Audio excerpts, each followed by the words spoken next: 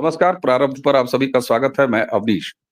दर्शकों, प्रारब्ध पर हमेशा हम एक बात कहते हैं, हम किसी विषय पर जब बात करते हैं तो ऐसे गेस्ट के साथ बात करते हैं जो उस विषय के बारे में पूरी जानकारी रखता हो। यहां तक कि हम ये ध्यान रखते हैं कि अगर किसी स्थान विशेष के बारे में बात करनी हो तो वहां से ताल्लुक रखने वाले अपने गेस्ट के साथ बात करें। हमारे साथ एक बार फिर हैं चौधरी बलबीर सिंह साहब, भारतीय किसान यूनियन अजय के राष्ट्रीय अध्यक्ष।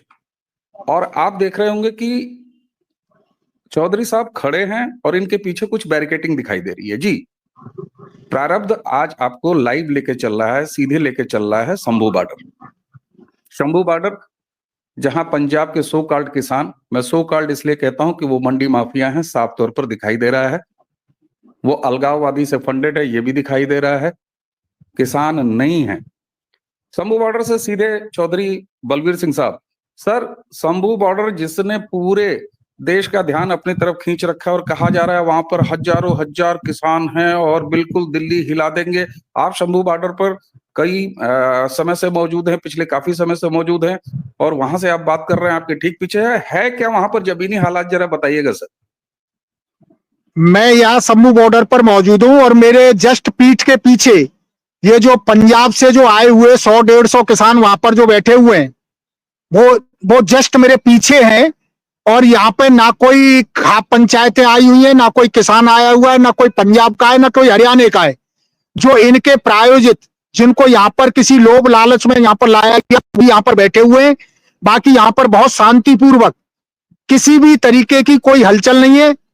आराम से यहाँ पर पुलिस फोर्स अपना पहरा दे रही है और उधर की तरफ से पंजाब पुलिस की तरफ से भी वहां पर शांति व्यवस्था बनाए हुए हैं, क्योंकि वहां कोई भी जो गांव का जो किसान है, जो हकीकत का जो किसान है, वहां कोई नजर नहीं आता है। इस समय पर 100-150 लोग जो वहां पर बैठे हुए हैं वही नजर आते हैं, बाकी यहां पर कोई नहीं है। एकदम आप देख रहे होंगे कि बॉर्डर पर कोई भी कहीं भी किसी भी तरीके की कोई हलचल नहीं, कोई व्यक्ति कहीं यहां नजर नहीं आता है, सिवा फोर्स के अलावा यहां पर कुछ नहीं है। बिल्कुल सर, ये तो दिखाई दे रहा है। अच्छा, आपके ठीक पीछे जो बैरिकेटिंग दिखाई दे रही है और एक सड़क भी दिखाई दे रही है, क्या ये पंजाब, आप हरियाणा साइड हैं और पंजाब की तरफ ये सड़क जा रही है जहां पर शंभू बॉर्डर है? हाँ, मैं हरियाणा साइड की तरफ खड़ा हूं। यहां से आगे फिर उनका जो आंदोलनकारी जो कथित किसान जो बैठे हुए वो पीछे के वही लोग बैठे हैं। मैं हरियाणा की तरफ से आपसे बात कर रहा हूं और पीछे वाला जो दिखाई दे रहा है वो वहां वो बैठे हुए हैं। यहाँ पे कहीं भी कोई हलचल किसी तरीके की नहीं है और यहाँ किसी भी तरीके का, किसी गांव का, किसान का, कोई भी मजदूर, कोई भी यहाँ पर उनको सपोर्ट नहीं कर रहा है। मैं आया ही इसीलिए था, बॉर्डर की हकीकत आपको बता सकूं कि यहाँ बॉर्डर पर कोई लेना देना नहीं है। बिल्कुल सर। अच्छा, एक चीज और, शंभू बॉर्डर पे जब पिछली बार काफी गर्म हुआ था और ये सारे लोग जो हैं वहां पर, ये व्यवस्था थी कि साहब वहां लंगर चल रहे हैं, वहां पर परमानेंट टेंट है, वहां पर एसी टेंट बनाए गए हैं, यहाँ तक कि मसाज पार्लर तो खोल दिए गए थे और दुनिया भर की चीजें थी। अभी क्या वहां की हलचल है? क्या अभी भी इस तरह के कुछ सेमी परमानेंट स्ट्रक्चर बनाए जा चुके हैं वहां पर? जैसे ये मशीनों का क्या है, ये ट्रैक्टर पर जो तोड़ने वाला, ये सारी चीजें यहाँ पर जो इन्होंने ट्रैक्टरों में ऐसी व्यवस्था कर रखी है कि उन ट्रैक्टरों को ही मॉडिफाइड करके सारी व्यवस्था उन्होंने ट्रैक्टरों में ही कर रखी है। बाकी यहाँ पर ऐसा कुछ भी नहीं है। और जैसा यहाँ पहले जो आंदोलन चला था, जो 13 महीने आंदोलन जो दिल्ली के पास हुआ था, उस तरीके का यहाँ कोई लेना देना नहीं। चंद लोग बैठे हुए और इनको भी यदि गवर्नमेंट चाहे तो 1 मिनट में इनको खाली कराया जा सकता है। बाकी यहाँ पर कोई ऐसा लेना देना नहीं है। ठीक है सर। अच्छा, एक चीज और, आप वहां पर कई दिनों से हैं उस इलाके में और आज तो आप शंभू बॉर्डर पे ही हैं। मैंने यहाँ आसपास के गांव में भी जाकर, मैंने हरियाणा के जो गांव हैं, आसपास के जो गांव के किसान हैं, उनसे भी मैंने गांव में जाकर के वार्ता की।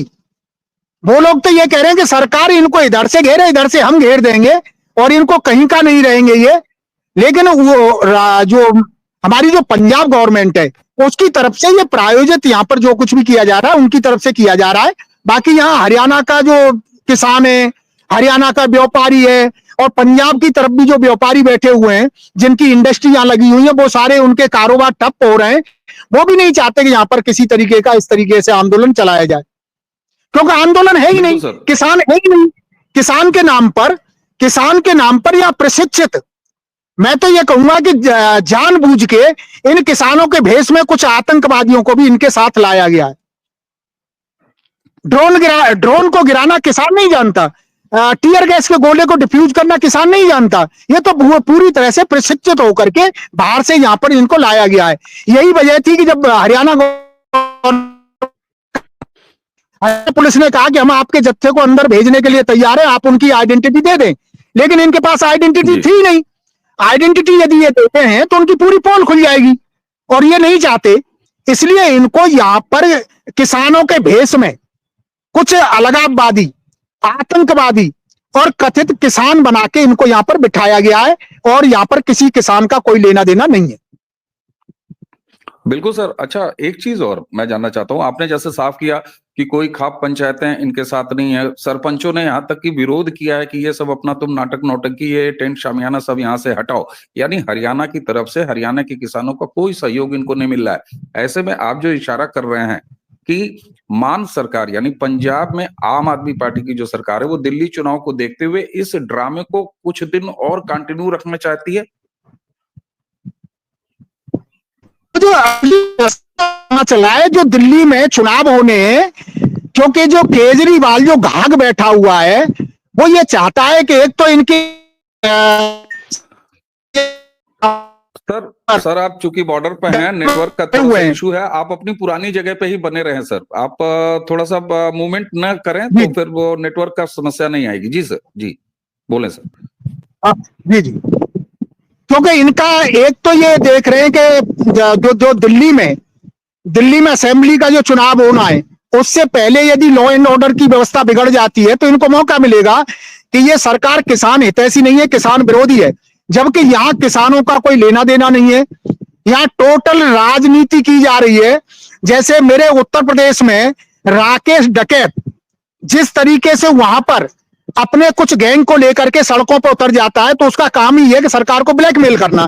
जब से उत्तर प्रदेश में बाबा योगीनाथ की, आदित्यनाथ जी की सरकार आई है, तो बाबा सूट तो कर देते हैं लेकिन केस नहीं देते।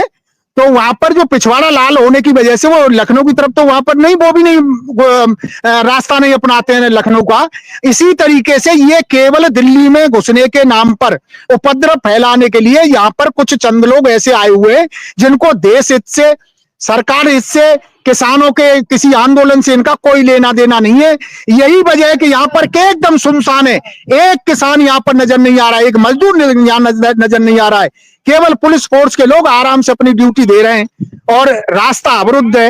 ये पुलिस प्रशासन के लोग यहाँ से लोगों को सही रास्ता गाइडेंस करने का काम और कर रहे हैं, बाकी यहाँ पर ऐसा कोई काम नहीं। अच्छा सर, ये मुख्य सड़क है जो पंजाब को बाकी दिल्ली से कम या पूरे देश के ये मुख्य सड़क है जो पंजाब को जोड़ती है, ये अंबाला से जाने वाली। अब ऐसे ये मेरे पीछे जो ऐसे में पंजाब का बॉर्डर। जी, अब ऐसे में सर मान लीजिए जो इंडस्ट्री के सामान हैं, जो ट्रकों का आवागमन है, वो तो मान लीजिए बाधित है, वो तो समझ में आता है। लेकिन बहुत से ऐसी बीमारियां होती हैं जिसके इलाज के लिए पंजाब के लोग या उधर के लोग जो है वो दिल्ली की तरफ आना चाहेंगे। क्या ऐसे लोगों को इतने दिनों से ये समस्या हो रही है और इनके लिए ये बिल्कुल कोई पॉइंट ही नहीं है कि जिस पर ये विचार करें और लोगों का कम से कम आम आदमी का आना जाना जो है वो सुगम हो? आखिर ये फिर लोग आ जा कैसे रहे हैं? ये बड़ा लंबा रास्ता तय करके यहाँ से पुलिस वाले जब इनको भेजते हैं पीछे बैग, तो ये 8-10 किलोमीटर का रास्ता लंबा तय करके फिर इसी रोड पर आ जाते हैं। मेरे अभी पंजाब के कुछ यहाँ पर आए हुए थे और मुझे लगता है वो किसानों से भी संबंधित थे, वो किसान भी थे। उनका कहना यह था कि हमारी पंजाब सरकार इनको उठा के क्यों नहीं फेंक रही है, हरियाणा वालों का नहीं, ये पंजाब वालों के शब्द थे जो यहाँ से गाड़ी बैक होके जा रही है पंजाब वालों की। तो वो ये कह रहे थे केंद्र सरकार को इसमें जरा सी देर नहीं करनी चाहिए, केंद्र ये रास्ता साफ हो जाएगा। जी, वहां की थिंकिंग ये बन गई है लोगों की, पंजाब के लोगों की भी, कि रास्ता साफ होना चाहिए। जी। अच्छा सर, एक चीज और मैं आपसे खास तौर से ये पूछना चाहूंगा कि जो यूपी, अब चूंकि आप एनसीआर में हैं और कई दिनों से हैं, यूपी और दिल्ली के बॉर्डर में जो नोएडा, ग्रेटर नोएडा वाले किसान, जिसमें राकेश टिकैत जो है वो कायदे से उनकी जब खातिरदारी हुई तो उसके बाद भगते हुए नजर आए, उस बॉर्डर पर सो कॉल्ड किसानों के धरने की क्या स्थिति है, कुछ जानकारी सर? अभी उत्तर प्रदेश का, क्योंकि मैं उत्तर प्रदेश की हर समय मुझे जानकारी, मैं यहाँ पर आया हुआ हूँ, लेकिन हमारे उत्तर प्रदेश के हर बॉर्डर की जानकारी मेरे पास है। वहां कोई भी किसान किसी भी जगह जाने को तैयार नहीं है। जिस तरीके से बाबा की पुलिस ने थोड़ी खातिरदारी उस टिकैत की जो कर दी, जो उसका पिछवाड़ा लाल हुआ, तब से वो कहीं निकलने की स्थिति में नहीं है और ना ही वो रोड पर जाने लायक है, और कहीं भी वो जाने की योजना भी नहीं है उसकी। केवल वो घर बैठ के बयानबाजी करता रहता है। अब वो समझ चुका है कि मेरे साथ में कोई किसान नहीं है। उत्तर प्रदेश में कहीं भी, किसी भी जगह पर, कहीं भी, किसी भी सड़क पर आपको किसान नजर नहीं आएगा। बहुत बड़ी बात सर, इसका मतलब है ये साफ हो चुका है कि इनकी पहचान पूरे देश के सामने, इनकी पहचान खुद जो असली किसान है, जो वास्तविक किसान है, जो अपने खेतों में काम करता है, उनके सामने ये नंगे हो चुके हैं। उन्हें पता है कि ये मंडी माफियाओं, दलालों के पैसे पर पलने वाले कुछ लोग हैं जो वहां पर बैठ के अपनी रोजगार कर रहे हैं। ये आंदोलन के बजाय रोजगार लग रहा है सर, क्योंकि मजदूरी नहीं है तो भीड़ कम है, मजदूरी अभी बांटने लगेंगे, भीड़ फिर जुटा लेंगे। ये सुपारी लेके काम करते हैं। जो हमारे कुछ कथित किसान नेता सरकारों से या दूसरे देशों से फंडिंग लेकर के यहाँ पर प्रायोजित कार्यक्रम किया जाता है। शायद इनको अभी ज्यादा फंडिंग नहीं मिली है, लेकिन आगे की, अभी मैं देख रहा था यहाँ पे जो किसानों के खेत हैं, मैं जहां खड़ा हूं सड़क पर, इसके आसपास किसान अपने खेतों में काम कर रहे हैं। अभी मैं जब किसानों से मिलने गया तो वहां किसानों ने बताया हमारे पास अपने खेतों से ही फुर्सत नहीं है, हमें अपने कामों से ही फुर्सत नहीं है, हम कहां रोड पर बैठने जाएंगे। यहाँ कोई भी किसान इस तरीके का सहयोग करने को नहीं है, क्योंकि असली किसान किसी के बहकावे में नहीं आता, किसी के खाने पर नहीं जाता, किसी लालच में नहीं जाता। वो अपने बच्चों की तरफ देखता है, अपने बच्चों के भविष्य की तरफ देखता है। और मैं फिर कह रहा हूं, यहाँ पर जो बैठे हुए, इनको देश हित से कोई लेना देना नहीं है। इनको सरकार को, केवल सरकार को बदनाम करने के लिए, चाहे इनको कनाडा से फंडिंग आ रही है, चाहे इनको पाकिस्तान से फंडिंग आ रही है, कहीं से भी आ रही है, लेकिन इनके पास फंडिंग आ रही है और उस फंडिंग को पचाने के लिए कुछ किसानों को ये बहकावे में लेकर के यहाँ आते हैं और इनके अलावा इन पर कोई काम नहीं है। जिस दिन ये सरकार, केंद्र सरकार भी इनको जिस दिन उठा के फेंक देगी, 10 किसान भी कहीं सरकार रोड पर सरकार के खिलाफ कहीं भी एकत्रित आपको नजर नहीं आएंगे।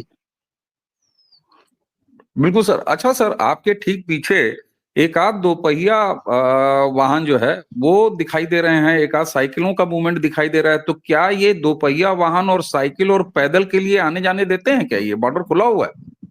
नहीं, ना किसी को पैदल भी नहीं जाने देते। यहाँ सामने एक गांव है, ये मेरे पीछे अच्छा। जस्ट एक गांव है, आगे 3 जगह पुलिस फोर्स और लगी हुई है। वो ऐसे साइड में वो अपने गांव के लिए रास्ता निकाल देते हैं पुलिस वाले, बाकी किसी को यहां से नहीं जाने दिया जा रहा है। जो स्थानीय लोग हैं वो परेशान ना हो, तो हरियाणा पुलिस ने वो व्यवस्था कर रखी है कि किसी आने जाने वाले को, स्थानीय किसान को, मजदूर को कोई परेशानी ना हो, तो वो साइड में निकाल देते हैं। बाकी लंबी दूरियां गाड़ी जो है सब वापस हो गई, सब वापस हो रही है, उन्हें डाइवर्ट किया जा रहा है। निश्चित तौर पर सर ये उनको बेहद डाइवर्ट किया जा परेशानी रहा है। भरी स्थिति है, और इतने समय से ये स्थिति है, जबकि कृषि बिल वो वापस ले लिया, उसके बाद तमाम तरह की और घोषणाएं की, लेकिन अब ये साफ तौर पर लग रहा है कि ये किसान है ही नहीं, और अब इनकी पहचान देश के सामने नंगी हो चुकी है। ये सबसे बड़ी बात है सर। और कुछ आप वहां से ऐड ऑन करना चाहें? आप हमारे लिए इतना समय निकाल रहे हैं और हाथ में आप इस समय अपना कैमरा लेके वो हमसे बातचीत कर रहे हैं। जी सर। जी, मैं एक यही संदेश देना चाहता हूं कि इस समय पर शंभू बॉर्डर पर हरियाणा की ओर से बिल्कुल शांति है, और हरियाणा के जो वरिष्ठ अधिकारी हैं उनका कहना यह है कि कोई भी प्रतिनिधि मंडल वहां से अपनी शनाख्त करा के और वो दिल्ली जाना चाहता है तो यहाँ कोई अवरोध नहीं है, किसी का कोई टकराव नहीं है, लेकिन उनकी तरफ से केवल भाषणबाजी की जाती है। मेरे पीठ पीछे जो पंजाब वाले बैठे हैं वो कैसेट चढ़ा देते हैं और उसमें हरियाणा सरकार मुर्दाबाद, केंद्र सरकार मुर्दाबाद, इसके अलावा उन पर और कुछ नहीं आता है। केवल वहां अपना टाइम पास कर रहे हैं। यहाँ की जनता बहुत शांतिपूर्वक है और किसी भी तरीके का यहाँ पर कोई हलचल, आंदोलन जैसी हलचल यहाँ पर नहीं है। बिल्कुल सही है साहब, और यही वहां की आपने जो भौतिक सत्यापन किया है प्रारब्ध के इस मंच पर, साफ हो जाता है कि साहब वहां केवल मजमा है, ये केवल मंडी माफिया के दलाल हैं, कुछ अलगाववादी खालिस्तानी फंडिंग पर पल रहे हैं। तो उसी के साथ साथ पंजाब की आम आदमी पार्टी दिल्ली चुनाव को देखते हुए, हालांकि हरियाणा ने अपना जनादेश देख के इनके मंसूबे पर पानी फेर दिया, वरना इनका इरादा ये पूरा मजमा लेके दिल्ली आने का था।